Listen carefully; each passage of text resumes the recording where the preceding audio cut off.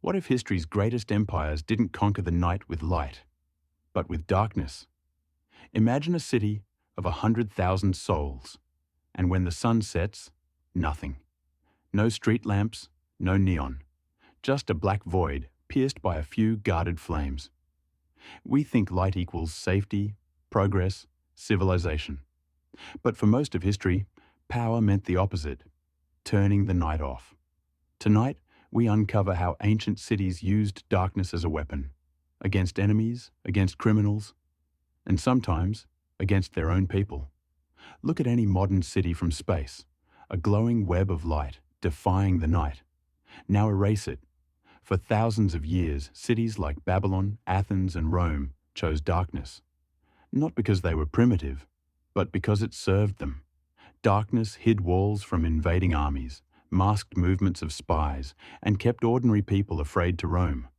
But why would rulers deliberately keep their cities unlit, when they could afford fire and torches? To answer that, we have to start where urban nights were born.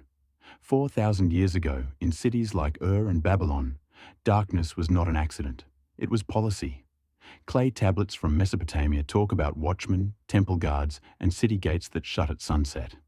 Inside those walls lived tens of thousands, but at night the streets turned into black channels of uncertainty.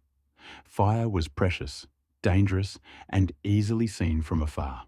So the city concentrated its flames at temples, palaces, gates. Light was for gods and kings. Everyone else learned to fear the dark.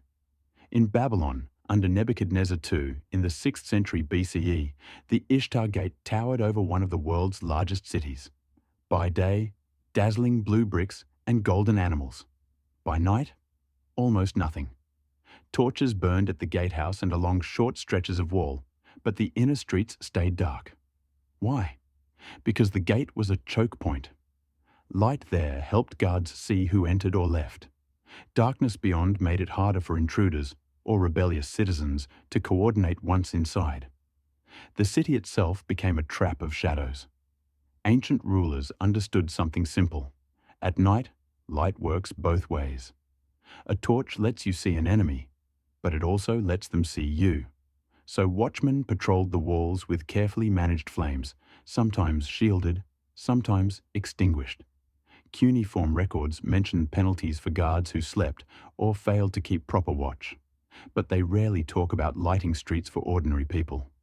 Darkness narrowed the battlefield to the walls and gates, where the state had control. Inside, fear and uncertainty did the rest of the work. Assyrian kings boasted in inscriptions about sieges lasting months, even years.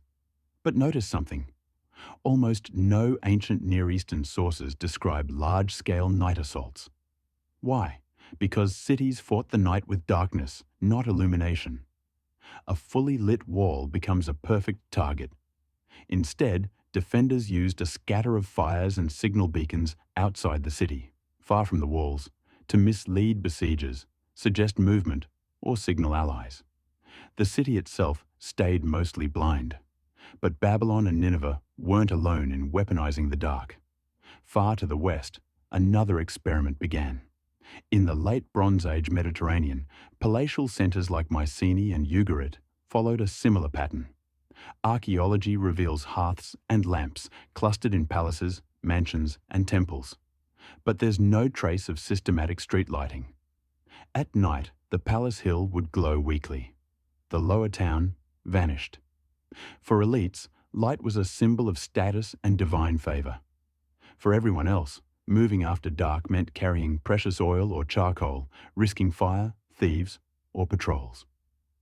Darkness drew a sharp line between those with power and those without. Fast forward to 5th century BCE Athens, the so-called birthplace of democracy. By day, its streets bustled with traders, philosophers, and citizens heading to the assembly. By night, the city disappeared. The Greek comic playwright Aristophanes jokes about Athenians groping through the dark, bumping into each other, cursing thieves. There were no public streetlights, no organized city illumination. Yet Athens was rich. So why stay dark? Because darkness helped the polis control movement, crime, and even politics in ways that electric cities can barely imagine. Inside elite Athenian houses, nights could be bright, by ancient standards. Symposia, those famous drinking parties, took place in lamp-lit rooms around central courtyards. Women of status stayed inside. Slaves managed the lamps. Guests reclined, safe. But step outside that doorway, and the illusion vanished. The streets were treacherous, especially for the poor, foreigners, and enslaved people. Light created pockets of security for the few. Darkness filled the gaps between them, limiting who could travel, who could gather, and who dared to challenge the order of the city. Athens did have a kind of night police, the Scythian archers, public slaves used to keep order. They escorted drunk citizens home, broke up fights, and watched the agora. But they did not rely on blazing light. Instead, they used small lamps and familiarity with the city's layout. Darkness put them at an advantage. They knew where alleys turned, where walls narrowed, where escape routes vanished. For anyone else, the unlit maze was disorienting. But that wasn't Athens' only nighttime weapon. The city also used darkness on the battlefield. During the Peloponnesian War, Athens relied on its long walls, a fortified corridor linking the city to its port at Piraeus. By day, these walls displayed Athenian might. By night, they vanished into the black Attic landscape. Thucydides described surprise attacks, night raids, and sudden alarms. But notice, even then, cities avoided fully illuminating defensive lines. Torches clustered at gates and critical choke points. The rest stayed dark to hide gaps and troop movements. Darkness was a cloak draped around stone, turning inanimate walls into unpredictable defenses. Now shift to Rome. At its height, over 1 million people lived here, yet the city still refused to truly light the night. The Roman Forum by day was chaos. Senators, lawyers, vendors, petitioners. At night, voices died. The historian Suetonius mentions Caesar ordering some torches and lamps during emergencies, but there was no permanent public lighting network. Instead, Romans relied on moonlight, household lamps, and the glow from taverns and brothels. The darkness didn't mean the city slept. It meant the city changed masters. The Subura, Rome's notorious lower-class district, came alive after dark. Martial and Juvenal, Roman satirists, described drunken brawls, thieves, and falling roof tiles. People carried handheld lamps or hired torchbearers, servants called lanternari, to guide them. Yet most still feared venturing out. The Emperor Augustus famously created the cohortes vigilum, night watch units, to fight fires and crime. But even they did not flood the city with light. Instead, patrols moved through shadows, listening as much as looking. Darkness made the city more dangerous, but also more governable. Founded in 6 CE, the vigils were Rome's firefighters and night police. They worked in cohorts, stationed around the city, armed with hooks, buckets, and modest lamps. Fire was the great terror of ancient cities. Wooden insulae, apartment blocks, could blaze like torches. You might think that more light would mean more safety. But emperors feared another kind of blaze: unrest. Large, permanent light sources at night made crowds easier to gather, propaganda easier to spread, conspiracies easier to meet. So instead, Rome weaponized selective light and thick, enveloping darkness. Senatorial conspiracies against emperors, from the plot against Nero to the assassination of Domitian, often involved carefully chosen meeting places, disguises, and timing. Night was tempting, but risky. Dark streets hid you, yet also exposed you to informers and the vigiles whose ears were everywhere. So many conspirators met at dusk or dawn, when a little natural light remained. Roman authors constantly associate the dead of night with criminals, sorcerers, and secret cults. Emperors let that fear grow. A city afraid of the dark is a city easier to rule. On Rome's frontiers, from Britain's Hadrian's Wall to the Rhine forts, darkness was part of the defensive system. Wooden watchtowers sometimes used signal fires, but garrisons kept most of the fort in gloom. Too much light made archers on the parapet obvious targets. Too little, and surprise raids became likely. The balance was delicate. Vegetius, a late Roman military writer, stresses the importance of sentries at night, passwords, and patrols. Light was a tool, not a blanket. Controlled darkness formed an invisible moat around the empire's scattered outposts. When Constantine refounded Byzantium as Constantinople in 330 CE, he created a Christian capital of enormous scale. By the 5th century, its Theodosian walls stretched for kilometers. Yet even this new Rome remained largely unlit. Chronicles mention occasional torches and lanterns during imperial processions or church vigils, but no network of public lamps. Darkness made the vast city feel smaller, pushing people into lit nodes, churches, palaces, markets.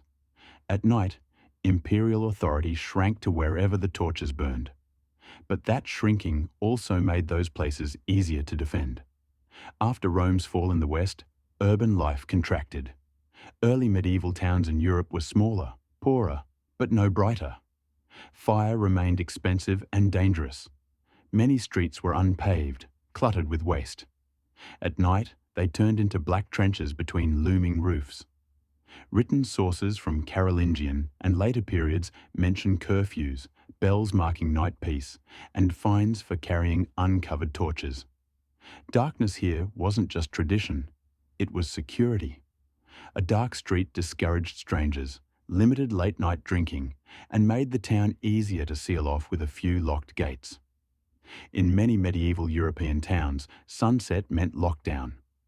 Town gates closed, guards took their posts. In 13th century London, for example, city ordinances required gates and posterns to be shut at night. Bells signalled when taverns should close. Anyone caught wandering without a good reason risked arrest. This wasn't just moralizing, it was military logic. A city with dark, empty streets could be defended by a relatively small night watch. A brightly lit, always awake city would need far more men and far more money to control. Enter the night watchman, the voice of darkness. In German towns, the Nachtwächter walked the streets, calling the hours and weather. Hear you people, and let me tell you, the clock has struck. Similar figures existed in many European cities. They carried small lanterns, not floodlights. Their job was less illumination than intimidation, to show that someone loyal to the authorities owned the night. Darkness gave their footsteps more weight. You might not see them, but you heard them. And if you heard them, you knew you were being watched. But that wasn't the only problem. Darkness didn't just empower authorities, it empowered criminals.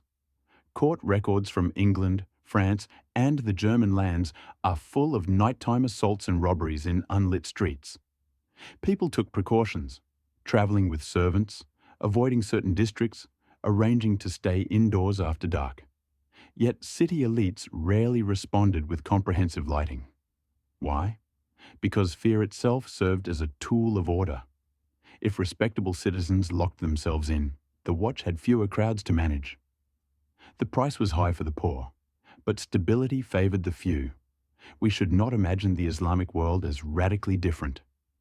In Abbasid Baghdad, founded in 762 CE, the round city's palaces and mosques glowed with lamps during festivals and Ramadan nights. But even there, consistent public street lighting was rare. Night continued to belong to a mix of watchmen, religious scholars, and those bold, or desperate, enough to roam. Literary sources describe bustling night markets in some periods, but also fear of thieves and patrols. Darkness constrained who could participate in urban life after sunset, reinforcing hierarchies of gender, status, and faith. Islamic legal texts often regulated nighttime behavior. When markets should close, how loud people could be, what activities were acceptable after evening prayer. Religious scholars sometimes praised night vigils and study sessions, indoors, under controlled light. But wandering the dark streets without purpose was suspect. Again, we see the same logic. Pockets of sanctioned brightness, surrounded by a sea of controlled darkness. Whether in Christian Europe or the Islamic world, rulers and elites found it safer to deepen the night than to banish it, until something began to change. By the 17th century, European cities were growing fast, and so were complaints about the night. In Paris, London, and Amsterdam, merchants and officials grumbled about robberies, lost business, and carriages upended in dark, muddy streets. Printed pamphlets described the city night as a jungle. Yet older habits were hard to shake. Lighting streets meant expense, maintenance, and, crucially, visibility. More light would reveal not just thieves, but poverty, prostitution, and unrest. Still, pressure mounted. And in Paris, the monarchy decided to gamble on a new weapon: public light. In the 1660s, under Louis XIV, Paris began installing thousands of lanterns along major streets, arguably the first large-scale public lighting system in Europe. Lamplighters, the allumeurs, moved each evening to ignite them. Contemporary observers marveled. The city now glittered at night like a festival. Crime reportedly dropped on main routes. But make no mistake, this new light was also a weapon of surveillance. Police and informers could now see who gathered where and why. The monarchy hadn't abandoned night as a battlefield. It had simply changed tactics. London followed, though more hesitantly. In 1684, an act allowed for oil lamps along certain streets. Private subscriptions and contracts paid for them. Travellers like Celia Fiennes remarked on the convenience and the strange new feeling of moving through lit streets. Yet, like Paris, London lit only main arteries, leaving side alleys dark. Light drew boundaries: respectable, watched streets versus hidden, risky ones. The state and wealthy residents claimed certain paths through the night as their own. The rest of the city still belonged to shadows and those who navigated them. Amsterdam, a merchant republic obsessed with order and commerce, also invested in lighting. Lamps lined its canals, reflecting in dark waters. For ship owners and traders, this meant longer hours of business and safer transit. But authorities also used the lit canals to channel movement. Nighttime processions, patrols, even smugglers now had to reckon with bright, linear corridors framed by black side streets. Light ceased to be purely domestic or sacred. It became municipal.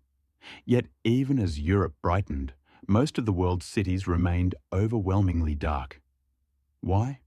Because the pre-modern night was tied to three unbreakable constraints: fuel, fire risk, and fear of crowds. Oil, wax, and tallow were costly. Open flames endangered tightly packed wooden buildings, and rulers from Beijing to Cairo worried that brightly lit nights would encourage gatherings they couldn't control. So while some cities experimented with selective lighting, none truly banished darkness. Light and dark formed a political map. Each pool of brightness marked a claim of authority: a palace, a mosque, a cathedral, a market. All the in-between spaces remained negotiable terrain. Think of a medieval or ancient city not as uniformly dark, but as a constellation. Each candlelit home, tavern, or chapel was a star. The streets were the void between them. Moving from one star to another meant crossing enemy territory, a space where thieves, patrols, or worse, might lurk. This geography of light shaped social life. Neighbours visited nearby houses, not distant districts. Markets clustered where daylight was best. Political discussions happened at certain crossroads or courtyards. Darkness was the glue that kept small communities tight, and big ones fragmented. Darkness didn't affect everyone equally. For most of history, respectable women were expected to avoid the streets at night. Greek and Roman authors associated nocturnal wandering with prostitutes or slaves. Medieval and Islamic legal texts often implied the same. In practice, of course, some women did move through the dark: domestic servants, market vendors, sex workers. But their risks were higher. The unlit city at night became a male-dominated arena by design. By keeping public space dangerous after dark, societies reinforced private, domestic roles for many women without needing explicit laws. Religions also claimed the night using light. In Mesopotamia, temple rituals sometimes occurred at night under lamplight. reinforcing the idea that gods saw in the dark where humans could not. In ancient Egypt, festivals like the beautiful Festival of the Valley included nocturnal processions. Medieval Christian monasteries rang bells for nighttime prayers, matins and lauds, summoning monks to dimly lit choirs while lay people slept in darkness. Sacred spaces blazed with light precisely when the surrounding city vanished. It was a theatrical inversion. Blindness outside, divine vision inside. Nighttime religious processions turned darkness into a stage.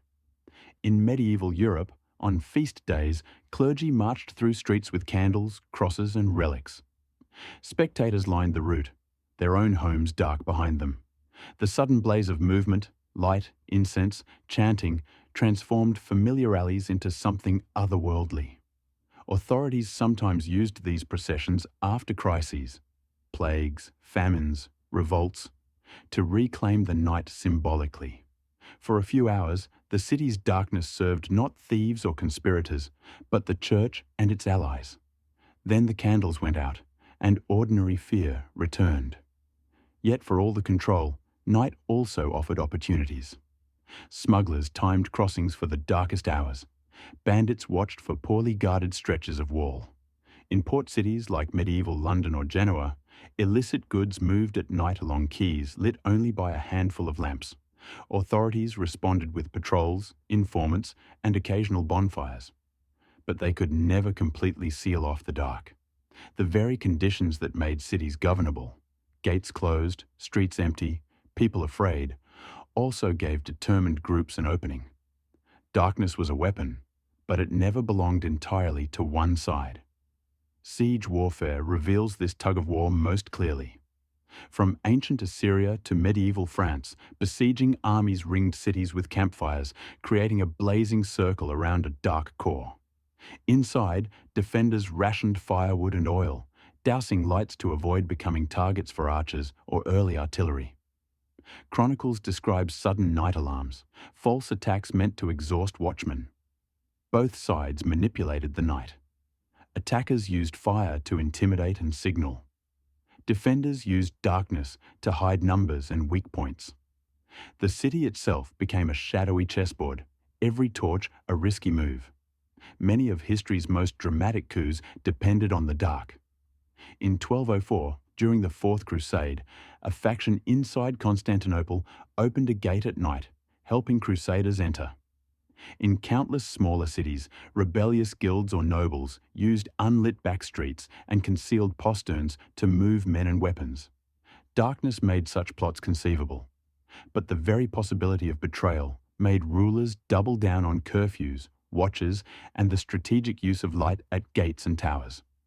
Once again, the night remained a contested weapon, never fully mastered, only managed. How do we know all this? Ancient and medieval writers rarely describe night in detail because for them, darkness was normal.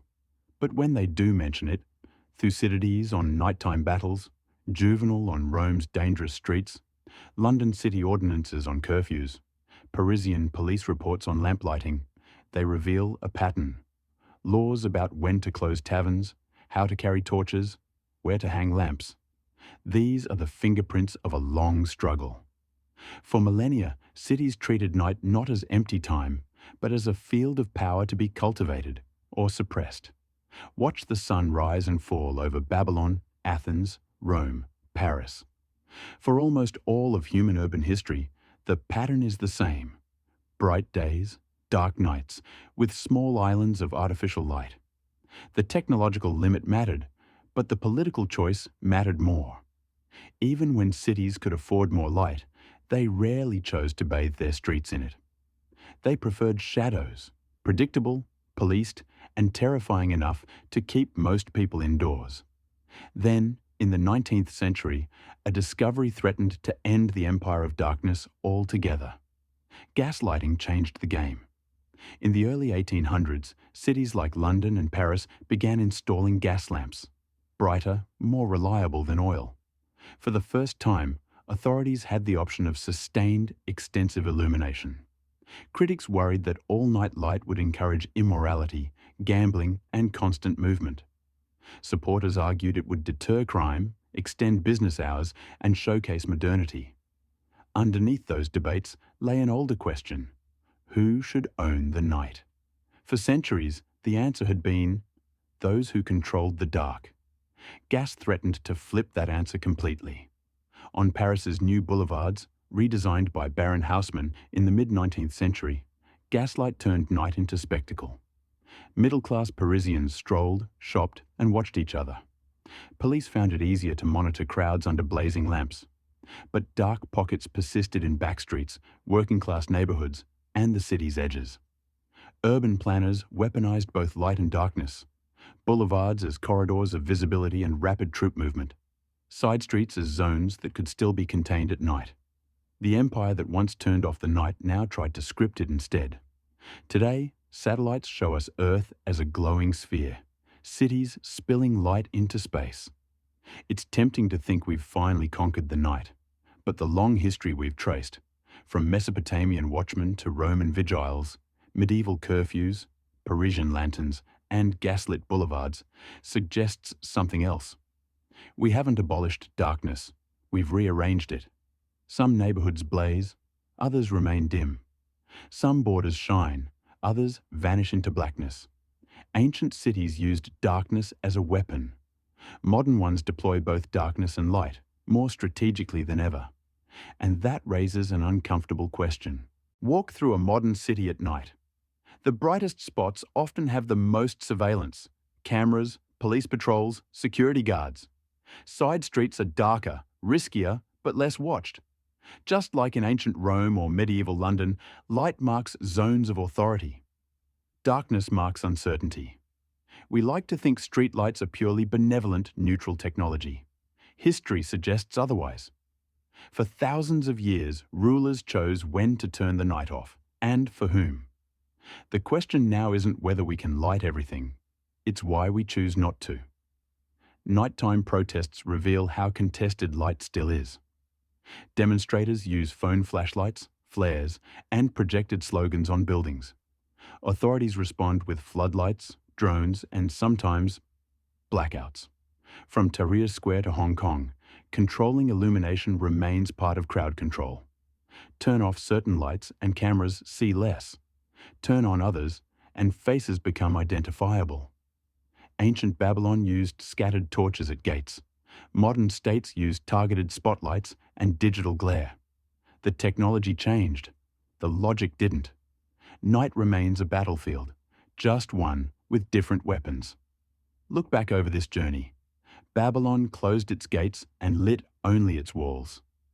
Athens left its democratic streets pitch black after sunset. Rome patrolled with small lamps, keeping crowds indoors. Medieval towns rang curfew bells, locking themselves into comfortable fear. Early modern monarchs and merchants experimented with lanterns and gaslight, stitching new lines of brightness through old darkness. Each era claimed it was taming the night. Each, in reality, was redistributing it to benefit some, constrain others, and always, always protect power. So when you see satellite images of Earth glowing, remember the empires that turned off the night on purpose. For them, darkness was cheaper than armies, more flexible than laws, and more intimate than walls. It seeped into every alley, every unlit doorstep, every gate closed at dusk. It taught people where they could go and where they couldn't. If you enjoyed this deep dive into the unknown, subscribe for more uninteresting history.